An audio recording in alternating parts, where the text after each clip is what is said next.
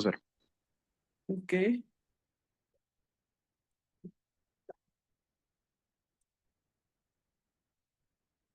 Ok. Bueno, buenas tardes para todos. Yo soy Ana María Viatoro, soy R1 y pues hoy voy a iniciar hablando uy, acerca de la geografía con fluoresceína y verde de indocianina. Solo me confirma si me escuchan y me ven.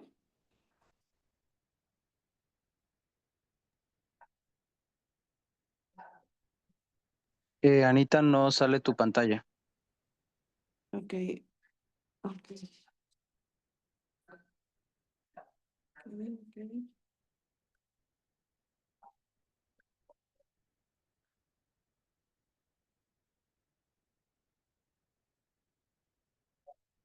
Ok, voy a compartir de nuevo, compartir pantalla.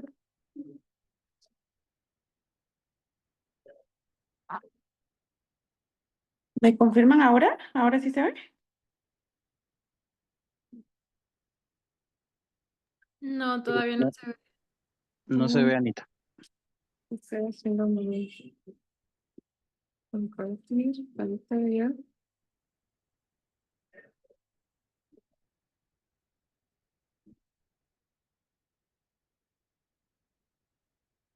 Ok, creo que ahora sí, ¿verdad? Sí, Anita, ahora sí se ve. Ok, bueno, entonces, pues vamos a iniciar con la geografía con fluoresceína. Bueno, se dice que se introdujo más o menos a finales de la década de 1960 y pues ha sido fundamental para ampliar nuestro conocimiento acerca de la anatomía, patología y fisiopatología de la retina y la coroides. Inicialmente en la geografía con fluoresceína se utilizaba casi exclusivamente pues como una herramienta de investigación clínica y de laboratorio, y más tarde esta se fue adaptando para el diagnóstico de enfermedades de fondo de ojo en el campo de la retina. La comprensión de estos principios y la capacidad de interpretar la geografía son esenciales para evaluar, diagnosticar y tratar con precisión a los pacientes con enfermedades vasculares y maculares de la retina. La geografía se basa en el principio de luminiscencia, que se define como la emisión espontánea de luz desde cualquier fuente que no sea calor, y ocurre cuando la energía en forma de radiación electromagnética se absorbe y luego se emite a otra frecuencia.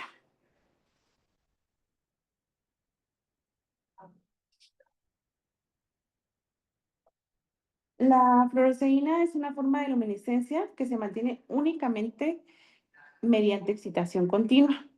La emisión se detiene tan pronto como cesa la excitación y por lo tanto no tiene resplandor. La fluoresceína sódica es un hidrocarburo que absorbe la energía de la luz entre 465 y 490 micrómetros y florece a una longitud de onda de 520 a 530. Durante el procedimiento, el paciente que ya tiene los ojos dilatados se va a centrar en la cámara de fondo de ojo, que va a albergar un filtro de luz que va a estar colocado delante del flash. Luego se va a inyectar la fluoresceína sódica por vía intravenosa. De este proceso, pues ya voy a hablar más específicamente en unas diapos adelante, pero lo importante aquí es destacar que el 80% de esta fluoresceína que se inyecta vía intravenosa se une a proteínas y el 20% va a permanecer libre en el torrente sanguíneo y va a estimular para que se emita esa fluorescencia. Hay un término que debemos de tomar muy en cuenta, que es la pseudofluorescencia. Esta es la luz no fluorescente que pasa a través de todo el sistema de filtros. Cuando la luz azul reflejada por las estructuras no fluorescentes del fondo de ojo penetra en el filtro verde amarillo. Dicho de otras palabras, la pseudofluorescencia va a confundir un poquito al médico que va a interpretar la geografía con fluoresceína, ya que ciertas estructuras o materiales del fondo de ojo pueden emitir fluorescencia cuando no son realmente fluorescentes, y por eso es que tenemos que tenerlo pues muy presente. Esto también puede causar una disminución del contraste y de la resolución. En la figura que tenemos del lado izquierdo, se observa las curvas de absorción y emisión de los colorantes fluorescentes de sodio. En la luz azul, el pico de absorción o excitación se produce de 465 a 490 micrómetros, y en la luz amarillo-verde, que es la línea verde que vemos en la gráfica, es el pico de emisión que se va a producir de 520 a 530 micrómetros. Esto es como lo normal, lo que debería suceder en una geografía normal. En la figura del lado derecho es en la que se da un ejemplo de la pseudofluorescencia. Lo que sucede acá es que el filtro de excitación azul se va a superponer a la zona amarillo-verde, y el filtro de emisión amarillo-verde se va a superponer en la zona azul. La combinación da como resultado la pseudofluorescencia. Con respecto al equipo, los avances en la tecnología de la imagen digital han mejorado la resolución de la imagen y facilitando la visualización estereoscópica. El equipo y material que necesitamos para realizar una geografía, pues lo resumen en la tablita que está en la diapositiva, en el que tenemos que tener listo una cámara de fondo de ojo y el equipo auxiliar, filtros de fluorescencia, unidad de foto de procesamiento digital, una aguja mariposa de calibre 23 o también 25, una jeringa de 5 ml con una aguja de calibre 20, un apoyabrazos para la inyección de fluoresceína, un torniquete, un hisopo con alcohol, vendaje y equipo de emergencia estándar. Acá hay unas imágenes de una geografía con fluoresceína de campo amplio. En la imagen A, que es la que está más superior del lado izquierdo, se observa una falta de perfusión periférica grave debido a una oclusión isquémica de la vena central de la retina en este ojo. Y en las imágenes B y C se va a observar una geografía de campo amplio de los ojos derecho e izquierdo de un paciente con retinopatía diabética proliferativa. Si vemos las imágenes, se observan las múltiples áreas de fuga hiperfluorescente correspondiente a la neovascularización retiniana, que se asocia con áreas de falta de perfusión capilar hipofluorescente. Acerca de la solución de fluoresceína, pues se dice que es un hidrocarburo cristalino de color rojo anaranjado, de bajo peso molecular, que es soluble en agua y se va a excretar fácilmente a través de los riñones. No se filtra a través del endotelio vascular retiniano ni del epitelio pigmentario. Esta solución la podemos encontrar en dos presentaciones, dos dosis de 500 miligramos y 750 miligramos. El de 500 miligramos viene en viales, pueden ser de 10 ml a concentración del 5% o de 5 ml a concentración del 10%. Ahora con 750 miligramos vienen viales de 3 ml a una concentración del 25%. ¿Cómo sabemos cuál utilizar? ¿Cuál es la mejor opción? En la literatura menciona que mientras mayor volumen requiere un tiempo de inyección más largo. Con el menor volumen y mayor concentración, un porcentaje significativo de fluoresceína va a permanecer en un espacio muerto entre el brazo y el corazón, y por esta razón, los viales de 5 ml a una concentración del 10% de 500 miligramos de fluoresceína son la mejor opción. También mencionaban una fluoresceína oral. La dosis se calcula de 25 miligramos por kilogramo de peso corporal. Estas imágenes se toman de 40 a 60 minutos después de que el paciente ha tomado el medicamento, y este se va a utilizar en pacientes con acceso intravenoso deficiente. Debemos de tomar en cuenta que la calidad de estas imágenes es a menudo subóptima. ¿Qué efectos secundarios y complicaciones puede presentar el paciente al momento de la inyección intravascular de fluoresceína? Aquí la tablita se resume en una extravasación y necrosis tisular local, una inyección arterial inadvertida, náuseas, vómitos, una reacción vasovagal, una reacción alérgica o anafilaxia, una parálisis nerviosa, problemas neurológicos, una tromboflebitis, una pirexia o incluso puede llegar hasta la muerte. Mencionaba que al aplicarse una compresa de hielo en lugar de la extravasación, puede ayudar a aliviar las molestias y para reacciones extremadamente dolorosas, una inyección de un anestésico local en lugar de la extravasación puede ser efectiva, pero pues rara vez se necesita aplicar esto. Las náuseas usualmente son las más frecuentes y los vómitos van a afectar más o menos hasta incluso un menos del 0.5%. Y estos vómitos van a ser inmediatos, más o menos a los 30 a 40 segundos después de la inyección. Ahora, un síncope que va a presentar radical e hipotensión, pues en ese caso se deben de levantar las piernas del paciente hasta 90 grados. Ahora, hablando netamente de la técnica de la angiografía con fluoresceína, pues lo primero que tenemos que realizar es una alineación de la cámara. El fotógrafo primero debe encontrar el reflejo rojo del fondo de ojo, que es un reflejo de luz rosa o rojo uniforme, redondo y nítido. El fotógrafo mueve la cámara de un lado a otro para determinar la anchura de las pupilas y los requisitos de enfoque de la córnea y el cristalino. Esta persona debe estudiar el ojo del paciente a través de la lente de la cámara, moviéndola de un lado a otro, de arriba abajo, buscando detalles del fondo de ojo, por ejemplo, vasos sanguíneos de la retina, y luego determinar la mejor posición para capturar las imágenes.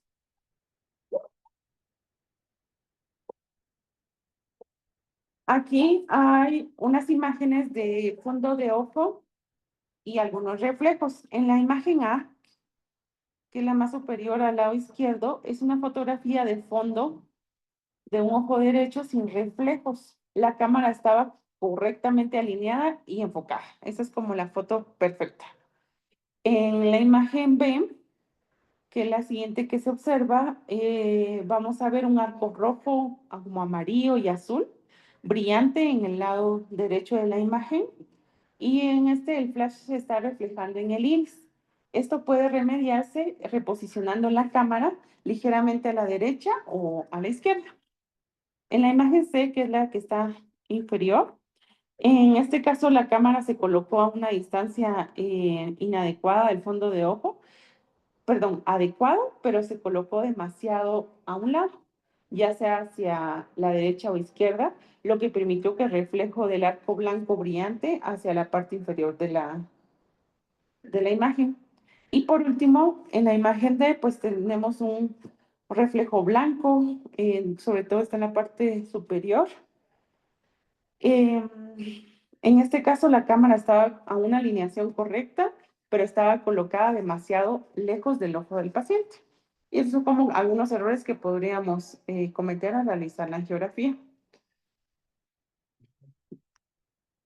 Continuando con la técnica, vamos a realizar la inyección de fluoresceína. Esta más o menos debe durar de 4 a 6 segundos.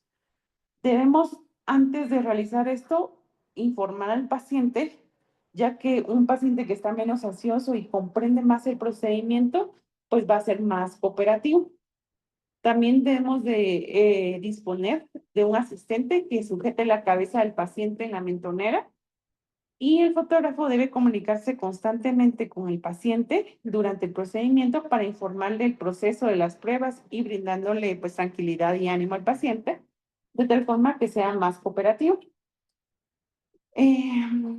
La inyección de fluoresceína se va a coordinar con el proceso fotográfico y se va a realizar después de que haya adquirido las primeras fotografías de fondo de hoja color.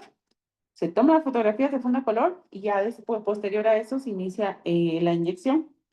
El médico debe indicar que la inyección ha comenzado y el fotógrafo debe empezar a adquirir las fotografías de forma inmediata. Automáticamente se inicia un temporizador. Cuando el médico que realiza la inyección haya completado la infusión, puede indicar que la inyección se completó para que el fotógrafo pueda seguir las fotografías de alta calidad.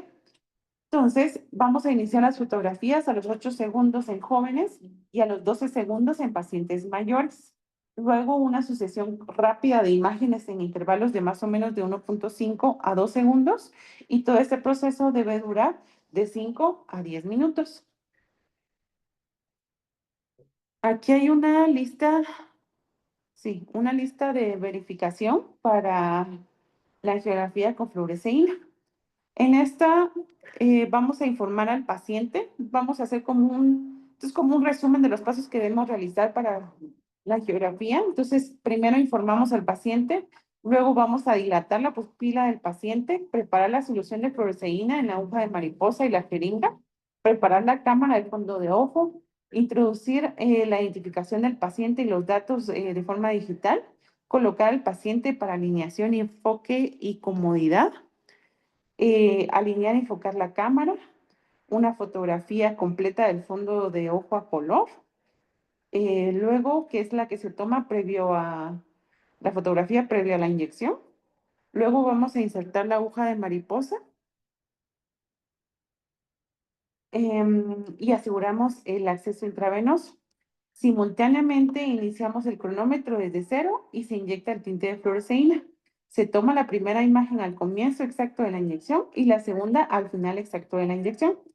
Capturamos fotogramas de la fotografía con fluoresceína 8 segundos después del inicio de la inyección, lo que mencionaba en pacientes jóvenes y 12 en pacientes mayores, y continuamos tomando fotos cada más o menos 1.5 a 2 segundos para un promedio de 6 fotos en fase interauricular.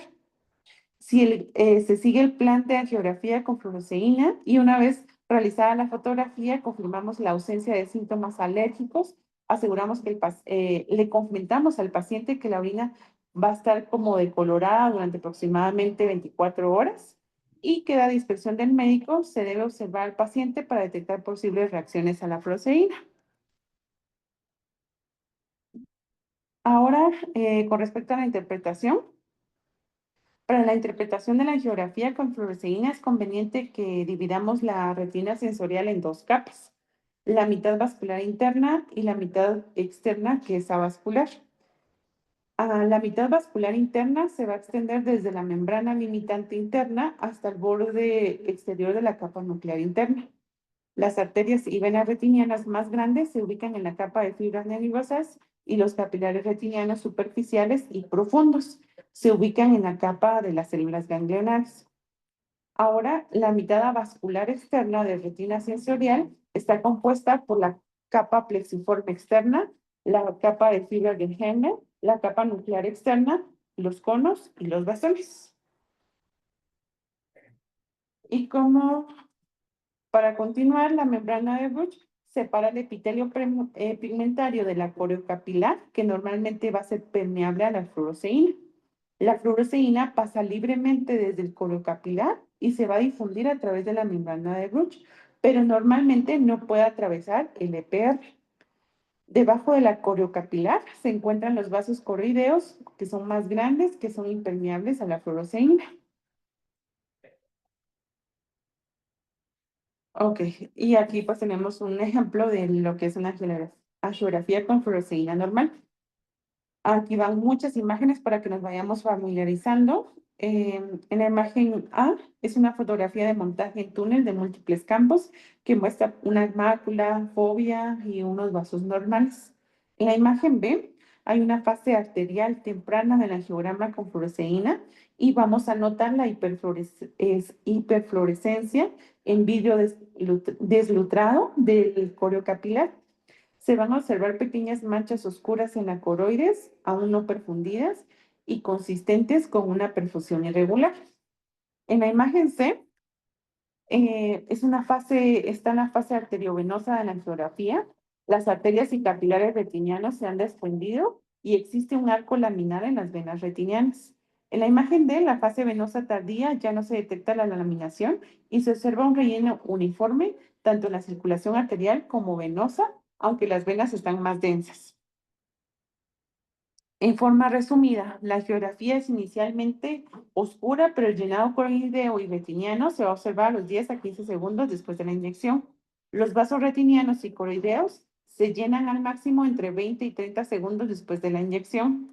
Las angiografías tendrían tardías, muestran fluorescencia de la coroides y la esclerótica y la fluorescencia de la copa óptica y el borde del disco pero por lo demás el fondo de ojo es oscuro y no fluorescente en esta fase. Entonces, hablemos de estas fases o de estos tiempos. En la geografía con fluoresceína se hablan de 4 tiempos: el tiempo coroideo, el tiempo arterial, el tiempo arteriovenoso y el tiempo tardío. Y el único que se subclasifica es el arteriovenoso, que está en precoz, medio y tardío. Voy a hablar rápidamente de cada uno de ellos. El tiempo coroideo tiene una duración de 8 a 12 segundos en jóvenes, de 10 a 15 segundos en adultos después de la inyección. Y, perdón, va a iniciar de 8 a 12 segundos, de 10 a 15, pero su duración va a ser más o menos de 1 a 2 segundos. En esta fase se va a producir el llenado de la arteria cilioretinal. Esta aparición súbita de la fluoresceína coroidea es a lo que se denomina un flush coroideo. Y los grandes vasos coroideos son los que se van a llenar primero.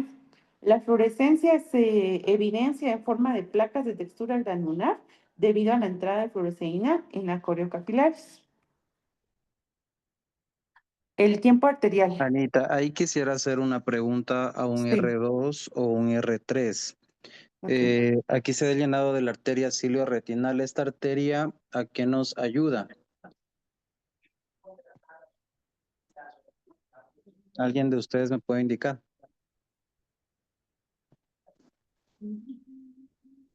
Pues la arteria cilioretiniana es una variante anatómica que se presenta, creo que pasa acá con 15 o 30% de la población, y esta irriga la mácula.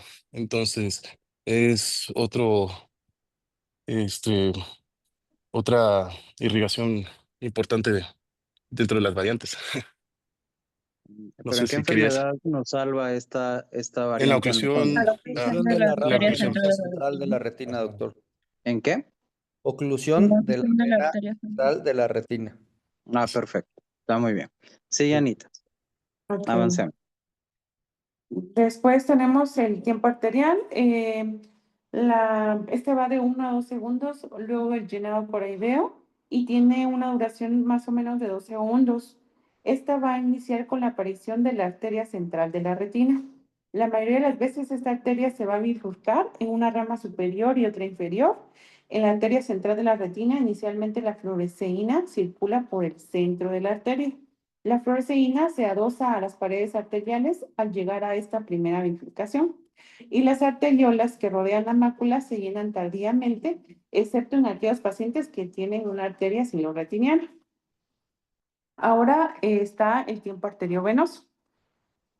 Tiene una duración más o menos de 4 a 7 segundos y esta, pues como había mencionado, se va a dividir en precoz, medio y tardío. Este se comienza a llenar, este es el que comienza a llenar la red capilar retinal. En el tiempo arteriovenoso precoz, las arterias se ven más fluorescentes que en las venas. Ahora hablemos de cada una. El tiempo arterioso venoso precoz es la fluorescencia en las venas que se presentan como líneas que se van a adosar a la pared venosa. A esto es lo que llamamos el flujo laminar. El flujo laminar se da porque los eritrocitos y la albúmina que están viajando cerca del lumen tienen más fricción con la pared vascular y los del centro van más libres. Y la fluoresceína se tarda más en difundirse. Ahora, el tiempo arteriovenoso medio es cuando la fluoresceína arterial y venosa se han equilibrado, también llamado tiempo capilar de Shimizu, y este dura entre los 20 y 25 segundos. También decía que las láminas fluorescentes ya se van ensanchando y van ocupando toda la luz de las venas. En las fotografías se ven como la intensidad de la fluorescencia es igual en las arterias, que son de menor calibre, y las venas, que son más gruesas. Y después tenemos el tiempo arteriovenoso tardío, que estaba a los 30 segundos, y la fluoresceína comienza a disminuir en los vasos coroideos y retinianos. La fluorescencia venosa es mayor que la arterial en este caso, y la imagen de los capilares se vuelve como más difusa. Y por último tenemos el tiempo tardío. En este se caracteriza por la desaparición de la fluoresceína de los vasos, más o menos a los 10 minutos luego de la inyección, y la fluorescencia coroidea va disminuyendo. Acá los vasos de la coriocapilar van a permitir el pasaje de la fluoresceína al medio y esta difundirá a través del tejido intersticial coroideo a la membrana de Bruch y hacia atrás de la esclera. En ojos que contienen poco pigmento, esta fluorescencia se va a volver más evidente en el angiograma y apareciendo los vasos retinianos y coroideos como imágenes negativas que son como de color negro sobre la esclera fluorescente. Ahora les voy a mostrar algunas imágenes que vienen más adelante acerca de la angiografía con fluoresceína normal. Y es importante que recordemos que el primer paso es reconocer las áreas de fluorescencia normal y así vamos a determinar si son hipofluorescentes o hiperfluorescentes. Y vamos a iniciar hablando acerca de la hipofluorescencia. Esta pues no es más que la reducción o ausencia de la fluorescencia normal. En esta tenemos que evaluar la ubicación anatómica de la anomalía, la cantidad, calidad de la fluorescencia normal y características que están asociadas. Se dice que normalmente está causada por áreas anormalmente oscuras, una fluorescencia bloqueada o un defecto del llenado vascular. Y acá tenemos un diagrama del flujo para la interpretación de una angiografía con fluorescencia anormal. En este caso, cuando presentamos imágenes hipofluorescentes. Entonces, estas, como ya había mencionado, son dos causas principales, que es el bloqueado y el defecto del llenado capilar.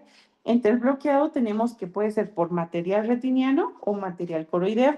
Entre retiniano tenemos el segmento anterior, el vítreo o la retiniana interna. Entre el material coroideo tenemos que puede ser por retiniano profundo, por un subretiniano. Ahora, cuando hablamos aquí abajo del defecto del llenado vascular, puede ser por tres causas: retiniano, disco o coroidal. En el retiniano puede ser por una arteria, por vena, por lecho capilar o una combinación. Cuando hablamos de disco, pues no va a haber llenado capilar. Y en el coroidal puede ser fisiológico, puede haber una obstrucción de la arteria ciliar posterior o la ausencia de tejido vascular coroideo. Ok, y aquí tenemos algunas imágenes. En estas podemos observar una hemorragia prerretiniana que causa un bloqueo hipofluorescente de toda la fluorescencia retiniana y coroidea.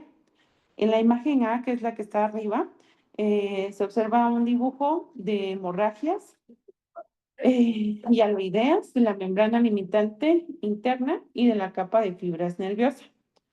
Cada hemorragia se encuentra delante de la vasculatura retiniana y coroidea, lo que causa un bloqueo de la fluorescencia. En la imagen B, la fotografía color de fondo de ojo del lado izquierdo se ilustra una imagen de una hemorragia prerretiniana que es grave. En la imagen C es una angiografía con fluoresceína del fondo de ojo que muestra un tipo de fluorescencia causada por este bloqueo como resultado pues de la hemorragia prerretiniana que veíamos arriba, y vamos a notar la fluorescencia del fondo de ojo que está bloqueada por esta hemorragia que va a estar delante de la vasculatura retiniana y coroidea. Aquí tenemos otra imagen que habla acerca de las hemorragias intrarretinianas que causan bloqueo hipofluorescente. En la imagen A, el esquema de la retina ilustra hemorragias localizadas en varias capas de la retina, desde la membrana limitante interna hasta la capa nuclear más profunda. En la imagen B vemos la fotografía color de la mácula, en donde se muestran hemorragias en un punto y manchas en forma de llamas superiores a la fovea. Este es un caso de oclusión de una rama venosa retiniana. En la imagen C, que está aquí abajito, pues vemos la angiografía con fluoresceína de la mácula que va a mostrar las hemorragias que causan ese bloqueo hipofluorescente irregular. Las hemorragias en forma de llama que están ubicadas en la capa de las fibras nerviosas bloquean esa fluorescencia en todos los vasos retinianos, y las hemorragias en punto y mancha no bloquean la hipofluorescencia de los grandes vasos retinianos y por lo tanto pues pueden localizarse más profundamente a la retina. Aquí otra imagen. Coloqué como varias imágenes. En esta podemos observar hemorragias retinianas que causan hipofluorescencia debido al bloqueo de la fluorescencia coroidea en un ojo que tiene estrellas. En la imagen A vemos un esquema de la retina con hemorragias retinianas definidas como sangre localizada entre los fotorreceptores y el epitelio pigmentario de la retina. En la imagen B vemos la fotografía color que ilustra grandes parches dispersos de hemorragia retiniana. Y en la imagen C, pues se ve la geografía que muestra hipofluorescencia marcada causada por el bloqueo coroideo, aunque la hemorragia retiniana oscurece completamente la fluorescencia de la coroides, los vasos retinianos se identifican claramente subyacentes a la imagen, a la hemorragia subretiniana. Esto, si se dan cuenta, esto es totalmente diferente a la primera imagen que vimos. Ahora aquí bueno, en esta, pues observamos una oclusión de rama de la arteria retiniana con placa de Hollenhorst. En la imagen A vemos una fotografía que ilustra el parche de blanqueamiento retiniano isquémico en la mácula intratemporal que está asociado con un émbolo retráctil amarillo que está alojado en la bifurcación de la arteria a lo largo de la arcada inferior. También se pueden identificar hemorragias retinianas dispersas como microaneurismas y exudados duros que son compatibles con retinopatía diabética no proliferativa. En la imagen B vemos el llenado arterial temprano que muestra un llenado completo de la rama más proximal, pero un llenado incompleto de la rama más distal. En esta imagen vemos una oclusión hemorrágica aguda de la vena central de la retina. En la imagen A vemos la fotografía que ilustra una oclusión hemorrágica aguda de la vena central de la retina, donde hay extensas áreas de hemorragia retiniana, blanqueamiento retiniano isquémico, manchas algodonosas, edema del disco óptico y edema macular. En la imagen B vemos la angiografía durante la fase arterial, donde va a mostrar una hipofluorescencia periférica que es significativa debido al bloqueo de la hemorragia retiniana generalizada y a la extensa falta de perfusión de la vasculatura retiniana que está más allá de la mácula. La retina no perfusionada es hipofluorescente debido a la isquemia y al bloqueo de la corocapilar y la coroide subyacente a la retina. Ahora vamos a hablar acerca de la hiperfluorescencia. Esta se refiere a un foco de fluorescencia anormalmente brillante y se puede clasificar en 5 categorías posibles. La fluorescencia previa a la inyección, transmitida, vasos anormales, de fuga o tinción. Y aquí tenemos de nuevo un esquema para poder identificar, poder diagnosticar básicamente, en donde encontramos 3 causas principales: la fluorescencia preinyección, la temprana vascular y la tardía fuga o extravascular. En la fluorescencia preinyección puede ser por 2 causas: la autofluorescencia, que esta puede ser por drusas de la cabeza del nervio óptico, o sí, y también puede ser por una pseudofluorescencia, que esta va a ser por fijadores mal emparejados. También tenemos por que sea temprana vascular. En esta las causas va a ser porque es retiniano, por vasos anormales, y esto va a ser causado por tortuosidad y dilatación, por anastomosis, por neovascularización, por aneurismas, por telangiectasias, por vasos tumorales. Ahora, si hablamos de un área coroidal, puede estar causado por defectos de la ventana o vasos que son enormes. Entre los defectos de ventana puede ser causado por la atrofia o puede ser por la reducción congénita, o los vasos enormes por un subretiniano o neovascularización, por inflamación y por vasos tumorales. Y por último, si hablamos de el tardío, que también puede ser por fuga o extravascular, este puede ser por vítreo, el vítreo puede ser por una neovascularización, por inflamación o tumores, también por el disco, por retiniano, que puede ser por el edema cistoide o no cistoide, y por el coroidal, que puede ser por acumulación o tinción. Eso es lo que nos va a como guiar para saber las causas de esta hiperfluorescencia. Y nuevamente aquí tenemos algunas imágenes. En esta se ve una atrofia coroidea con algunos islotes restantes de coriocapilar en un portador de coroideremia. En la imagen A, el esquema de la retina y la coroides ilustra la pérdida irregular de la coriocapilar y el epitelio pigmentario retiniano y la retina externa. En la imagen B vemos el montaje a color de este ojo que muestra áreas circulares confluentes de atrofia grave del EPR con un parche inferotemporal intacto del EPR. Las flechas delinean los márgenes entre el EPR normal y la atrofia del EPR, que lo vemos aquí, en esta imagen. Y esto es lo que va a producir un defecto de ventana. Por último, en la imagen C, en esta vemos el montaje de la angiografía, que está en una fase tardía, que va a mostrar vasos coroideos dentro de los parches atróficos graves y fluorescencia en vidrio deslustrado de la coriocapilar en los bordes o márgenes de estas lesiones atróficas.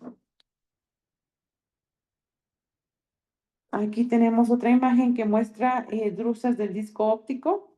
En la imagen A vemos una foto a color de fondo de ojo en el que se ilustra la mácula con un margen discal borroso, con vasos no hiperémicos consistente con un pseudopapiledema. En la imagen B es una fotografía previa a la inyección o de control de filtros que está antes de la inyección de la fluoresceína, que muestra la presencia de drusas autofluorescentes del disco óptico. En esta imagen se ven drusas maculares que muestran defectos de la ventana del epitelio pigmentario de la retina del EPR.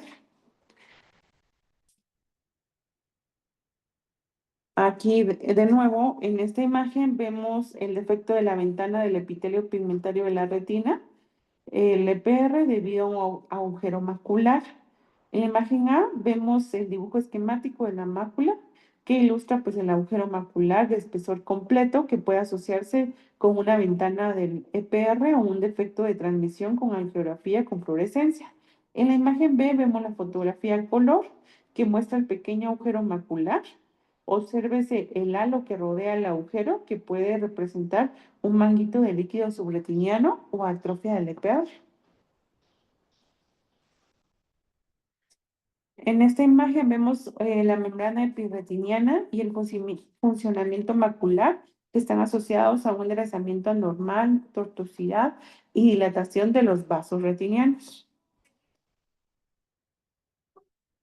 En la siguiente imagen vemos vasos retinianos telangiectásicos anormales y exudación que están asociados a la enfermedad de la Vera. En esta imagen, una fotografía de montaje que muestra una exudación lipídica con una consolidación asociada a alteraciones dilatadas y telangiectasas de la retina periférica.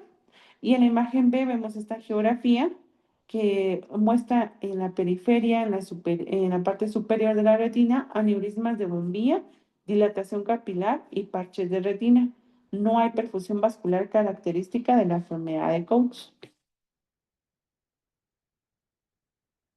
Y en esta última imagen vamos a ver una membrana epirretiniana y funcionamiento macular del ojo derecho que causa una fuga vascular retiniana que es hiperfluorescente por tracción. En la imagen A vamos a encontrar una fotografía que muestra una membrana epirretiniana gruesa con funcionamiento macular que va a causar una tracción severa y una contracción de la retina y su vasculatura asociada. En la imagen B vemos la tortuosidad de la vasculatura de la retina y de esta manera se puede acceder a los vasos supratemporales enderezados en la zona mayor y fibrosis. Y en la última imagen vemos la angiografía en fase tardía con fuga de los vasos retinianos nasales debido a la tracción. Ahora vamos a ver la angiografía con verde de indocianina. En esta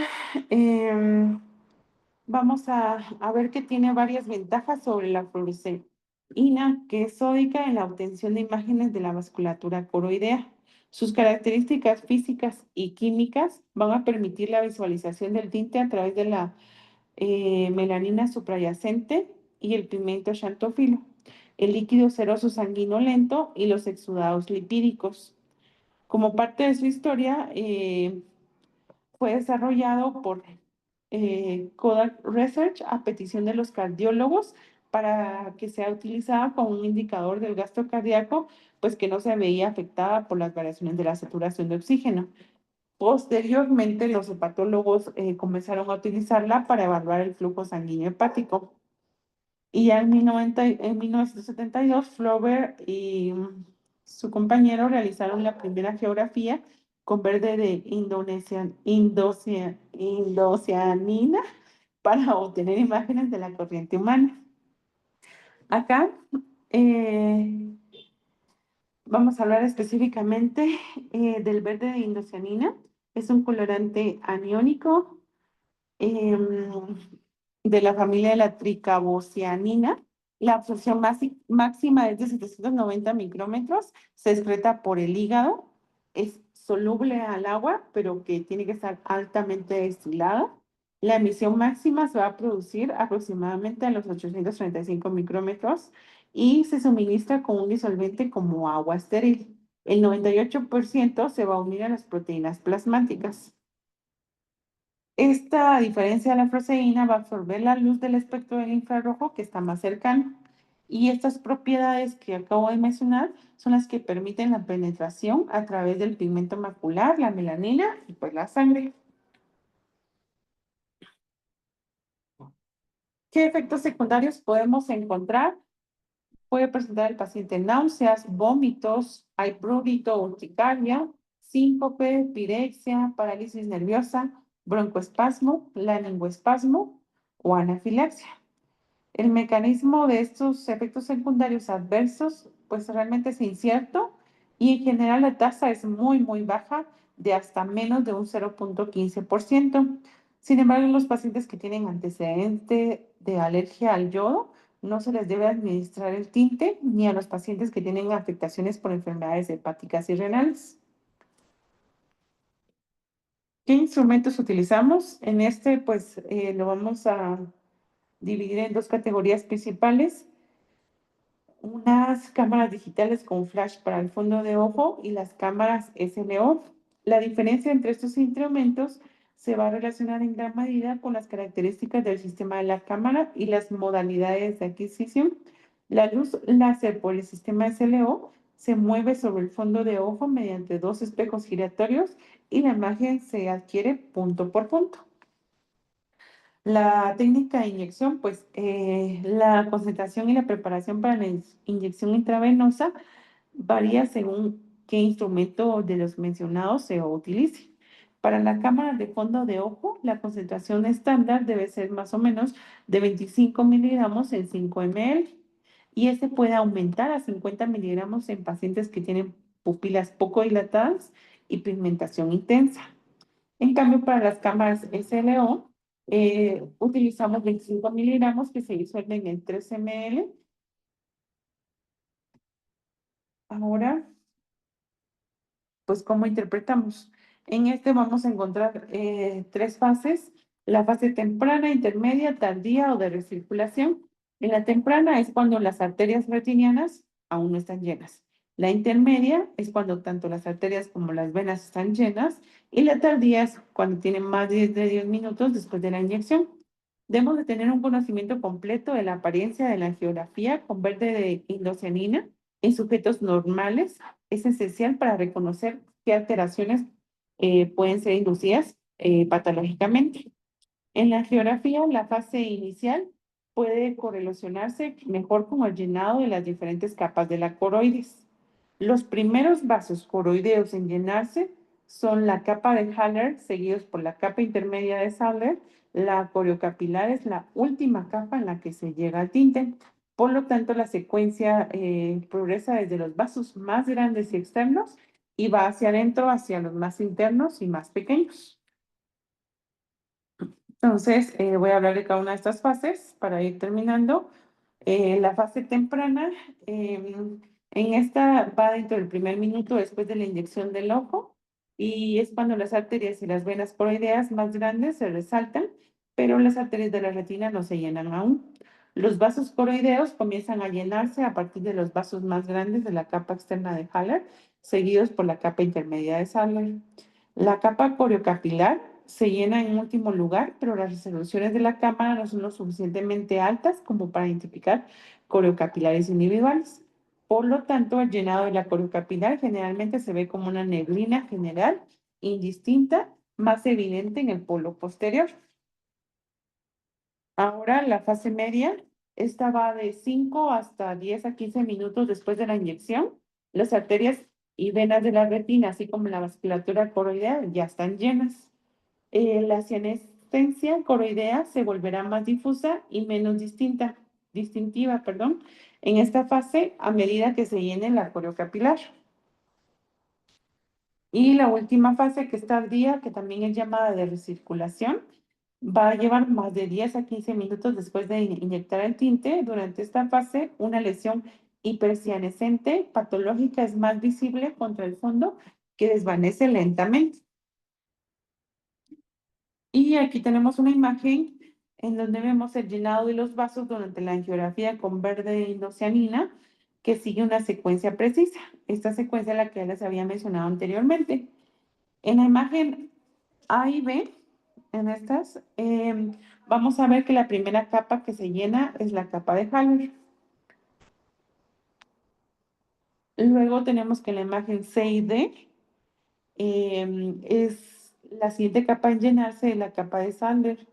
En la imagen E y F es la capa de la coriocapilaris y en las últimas dos imágenes es la coriocapilar. Puede apreciarse mucho mejor cuando hay áreas adyacentes de pérdida local, como en este ejemplo, una atrofia geográfica.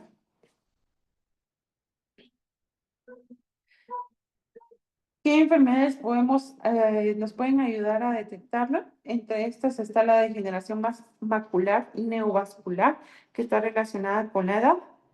Esta se clasifica según la ubicación axial de la neovascularización coroidea. Recientemente hubo un grupo de expertos que por sus siglas en inglés se denominan CONAN, que esta propuso una nueva nomenclatura. En esta la que la clasificó como tipo 1, tipo 2 y tipo 3. La neovascularización macular tipo 1 es una membrana neovascular que se va a encontrar debajo del EPR, mientras que la tipo 2 es la que ha pasado a través del EPR y se encuentra debajo de la retina neurosensorial. Generalmente se considera que la tipo 1 corresponde a la neovascularización coroidea oculta en la angiografía de la fluoresceína y la tipo 2 va a corresponder como a una clásica. Por último, la tipo 3 es la que se ha definido como una neovascularización coroidea con un componente intrarretiniano definido. Aquí hay una imagen de una neovascularización macular tipo 2.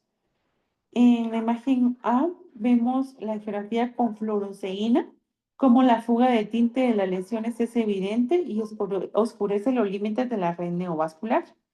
En la imagen B vamos a ver la imagen en la geografía con verde indocianina y en este los límites de la neovascularización son mucho más visibles. Además, la geografía con verde indocianina permite la visualización de un vaso nutricio central con una red circulante de neovasos que son más pequeños. Y aquí una comparación de ambas geografías. Aquí hay otra imagen, ya estas son las últimas imágenes en donde vemos una neovascularización macular tipo 1, aneurismático o vasculopatía coroidea polipoidea. En esta vemos un aneurisma tipo 1 que se va a caracterizar por un crecimiento de los vasos cavernosos de paredes delgadas entre el EPR y la membrana de Bruch, y a menudo se asocia con desprendimientos serosanguíneos múltiples y recurrentes del EPR y de la retina neurosensorial secundaria a fugas y sangrado de las lesiones polipoideas. En las imágenes vamos a observar un caso de esta neovascularización. En la imagen con verde de indocianina temprana. En la B vemos una fase tardía que resalta una red de ramificación vascular distintiva. Las flechas blancas dentro del la coroides que van a terminar con múltiples protuberancias fluorescentes, y cuando vemos solo la puntita blanca de la flecha es cuando vemos estas protuberancias. En la imagen C vemos la tomografía de coherencia óptica que abarca la lesión, que son características estructurales típicas, pues en este caso.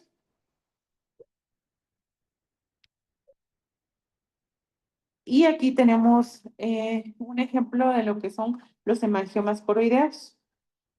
Esta geografía con verde indocianina y la ecografía van a ayudar a identificar los hemangiomas coroideos y los vamos a poder diferenciar de los tumores simulatorios, como puede ser el melanoma coroideo o la metástasis. El hemangioma coroideo tiene un patrón de llenado distintivo. Tiene un llenado progresivo de vasos coroideos anormales en la fase temprana, que es seguido de una hipercianesia intensa a los 2 a 4 minutos, con disminución de la cianesia del tumor en cuadros que son pues más tardíos en comparación con el resto de la coroides. Esto es a lo que se le conoce como un fenómeno de lavado. Entonces, en las imágenes A y D, tenemos angiografía con fluoresceína. En la imagen de la E a la H, tenemos angiografía con verde de indocianina. En esta se ve una hemorragia coroidea circunscrita y yuxtacapilar. En las imágenes C y D de la angiografía con fluoresceína, muestra una hiperfluorescencia temprana a lo largo de la arcada vascular inferior, que va a aumentar progresivamente en la intensidad, con fuga variable del área macular. Y por último, en la imagen E y H, vemos la geografía con verde de indocianina del mismo ojo, que muestra un inicio rápido de hiperfluorescencia que está bien definida, con un aspecto lobular y uniforme desde las primeras fases del examen. Se puede observar una pérdida progresiva de la fluorescencia que va a resultar en un fenómeno típico de lavado a los 20 minutos, con la lesión apareciendo rodeada por un borde hiperfluorescente. En esta imagen podemos ver un caso de granulomas coroideos en un paciente afectado por la enfermedad de Von-Koyanawi-Harada. En esta, la imagen A, las lesiones son asintomáticas en la geografía con fluoresceína. En la imagen B aparece tipos fluorescentes en las fases iniciales de la geografía con verde e indocianina. Y en la imagen C vamos a ver que tienden a desaparecer. Y en las fases medias y tardías vemos la angiografía con verde e indocianina. Solo las lesiones que son más grandes siguen siendo detectables después de los 20 minutos. Y por último, tenemos esta imagen que en la imagen A y B se ven diferentes patrones de angiografía con verde indocianina que va a demostrar una atrofia corioretiniana que está asociada con la enfermedad de Stargardt. En la imagen C y D, frente a la degeneración macular relacionada con la edad, que no es exudativa. En la imagen B vamos a ver áreas de atrofia visibles por autofluorescencia del fondo de ojo que aparecen hipofluorescentes en las fases tardías de la angiografía. Y en la imagen D vemos la generación macular que está relacionada con la edad, las áreas de atrofia que son reveladas por la autofluorescencia del fondo de ojo que aparecen isofluorescentes en la angiografía con verde de indocianina, y en esta fase pues es la fase tardía. Y por último, a manera de resumen, vamos a tener que la angiografía con verde de isonianina tiene una modalidad de imagen segura e importante que va a ofrecer una mejor visión de la vasculatura coroidea y las patologías que están relacionadas. Aunque no se utiliza realmente con frecuencia como antes en el tratamiento de las lesiones neovasculares coroideas, esta angiografía sigue siendo útil para guiar el tratamiento de la vasculopatía coroidea polipoidea y de la corioretinopatía serosa central, y también nos ayuda a diagnosticar los hemangiomas coroideos y las inflamaciones oculares que van a afectar principalmente a la coroides. Mis referencias bibliográficas está basado en el libro de Ryan de Retina. También saqué información de un manual de oftalmología, angiografía OCT, de que era de la Asociación Panamericana de Oftalmología y también de la Academia. Y para finalizar, pues una frase que dice, la felicidad puede encontrarse incluso en tiempos más oscuros, solo hay que acordarse de encender la luz. Eso sería todo por mi parte. No sé si alguien tiene dudas, sugerencias, comentarios. Bueno, Anita, muchas gracias. Mira, tu exposición muy bonita, estuvo muy completo para una hora de exposición. Ujú. Eh, Realmente, pues en lo que es angiografía hay que tener ubicación bien de la parte de anatomía, la vasculatura retiniana.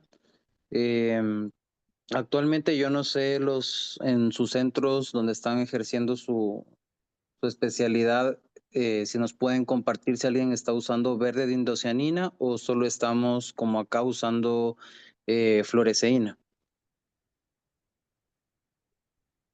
Los de Gau que usan Fluoroceína, doctor.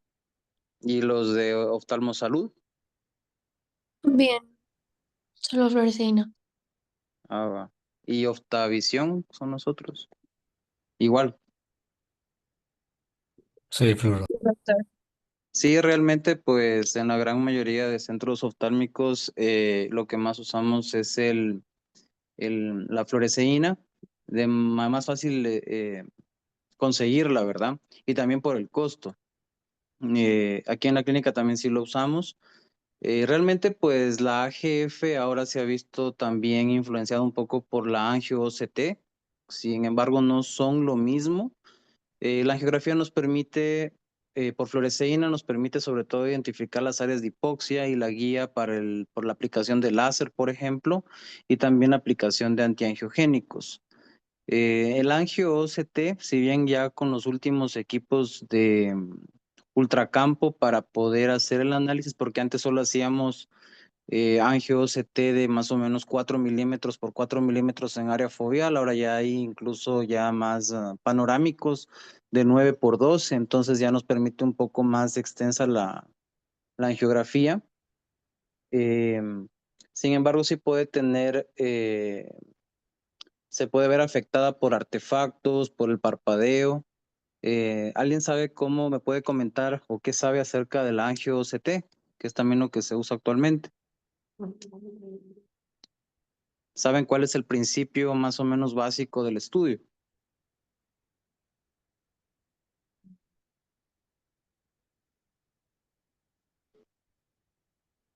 Bueno, realmente con este equipo es un estudio que se hace mediante la máquina. Lo que hace es medir la velocidad del movimiento de los eritrocitos en las capas, en los vasos sanguíneos de la retina. Eh, Ahora, como les digo, esto sí se puede ver afectado por artefactos o por depende también del software del equipo. Yo creo particularmente que no sustituye a la angiografía con fluoresceína, ¿sí? Es un estudio que sí nos aporta para retinopatía diabética, pero siempre la angio nos va a permitir ver las áreas de hipoxia, ver dónde podemos aplicar láser, qué es lo que más nos está aportando actualmente. Em, ¿Ustedes tienen alguna duda acerca de la AGF o que yo les pueda compartir, tal Yo vez? sí, Doc. Dime. Oiga, en diferentes bibliografías, Sí, eh, a mí no me queda claro todavía, a lo mejor es algo muy tonto, pero bien. de donde del libro que lea o el artículo o buscándolo en internet, no tengo claro las fases de la FAG, porque por ejemplo, algunos te dicen coroidea y se saltan a la arteriovenosa y te la dividen en tres. Y otros incluyen la arterial, por ejemplo, y te incluyen la arteriovenosa y te incluyen la tardía y ya la de recirculación. O sea, en cualquier bibliografía, incluso libros, eh, pues no termino como, o no sé si haya un consenso todavía para ver cuáles son las fases. O sea, que te digan, Ya. las fases son coroidea o prearterial. Las fases son cuatro. Netamente, pues el padre de retina es Ryan, sí, esa es la bibliografía que yo estudié desde mi Ajá. residencia hasta actualmente. Tienes tu fase coroidea, tu fase arterial, la arteriovenosa se subdivide en la temprana, intermedia y tardía, y lo que es la fase tardía de recirculación. Esa es la clasificación que debemos manejar, entender los tiempos que se debe aplicar no sé si ustedes hacen el estudio, porque bueno, por lo menos en mi tiempo sí hacía yo el estudio. No sé si ahora ustedes con los técnicos, tal vez sí creo que lo hacen ellos, ya no están ustedes muy involucrados en eso, o todavía se está impartiendo que ustedes hagan el estudio como médicos. Nosotros no lo hacemos como tal, Ajá. en la especialidad lo hace un técnico, pero yo he rotado en centros de retina, donde todo el tiempo hacen FAG. Entonces, pues por eso era también como tener una idea general para enfocarme en eso, ¿no? Para el estudio. Sí, o sea, yo mi sugerencia, pues Ryan sí es un capítulo bien largo, la parte de AGF, sí, pues Anita lo resumió muy bien realmente, pudieras tal vez compartirles la Sí, presentación para claro. que ellos la revisen. Hay que sentarse también a leerla bastante bien. Yo te sugiero eso, utiliza Ryan como, claro que es largo, pero es la que te da incluso dentro de la AGF, te va a hablar acerca de cuáles son la circulación de la retina, ¿verdad? Ujú. Tú me puedes decir más o menos en términos generales la circulación de la retina, cómo está dividida para el estudio. O sea, o sea, anatómicamente Sí, por ejemplo, la tienes dos secuencia. circulaciones que dan nutrición, ¿verdad? La que va de la arteria central de la retina y la otra que viene de la coroides, ¿sí? Sí. Entonces hay que entender bien la irrigación para que puedas entender la AGF, cómo se va a presentar en las distintas fases. Como Anita decía, el verde de indocianina actúa más a nivel coroideo, entonces nos sirve para más enfermedades como que la membrana neovascular coroidea, para Membrana la vascular DMAE, coroidea. enfermedad polipoidea, tumores de coroides, como el melanoma. Como te digo, la desventaja es que no tenemos acá ese tipo de contraste que podamos usar por el costo, tengo entendido, y también creo que es difícil adquirirlo. Pero en lo que se refiere en cambio, con la fluoresceína tienes, si bien te ayuda en parte coroidea, pero más te sirve para la circulación que viene de la arteria central de la retina, ¿sí? Ujú. Entonces, otra situación que también deben tener en cuenta es que no solo podemos leer la AGF, tenemos que tener la foto a color, ¿sí? Por eso, cuando yo hacía AGF, la máquina viene con ciertos modos antes de iniciar la angiografía.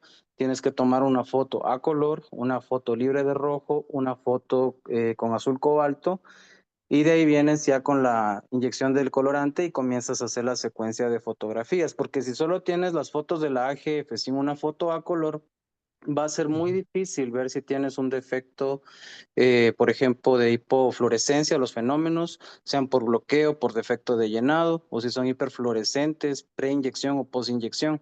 Entonces, siempre cuando ustedes vayan a ver una AGF, tienen que tener la foto a color para que se puedan guiar de más o menos por qué es el fenómeno que se está presentando, ¿verdad? Ok, gracias, Doc. Ajá.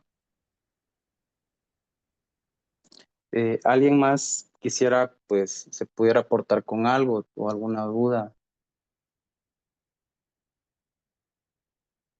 Sí, es un poquito, a mí me gusta mucho AGF, como les digo, tenemos que tener clara primero la anatomía y las capas donde transcurren los vasos y la circulación, o sea, es lo primordial para AGF.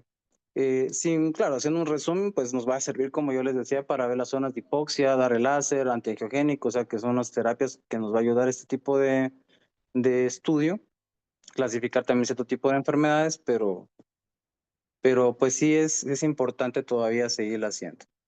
Si alguien tiene alguna otra duda o pregunta para poder ayudarles, o ya damos por concluida la clase.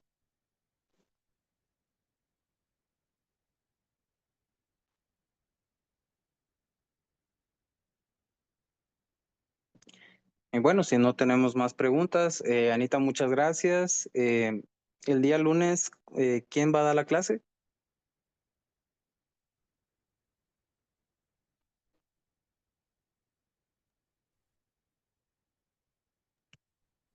¿El lunes no hay clase? Luis. Mi ¿Y compañero qué? Luis Zavala, doctor. Va.